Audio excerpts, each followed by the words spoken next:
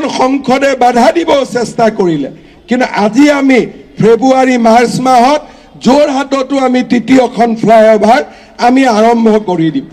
যেতিয়াই মানুহে বাধা দিয়ে যেতিয়াই পেপাৰে পত্ৰে সমালোচনা কৰে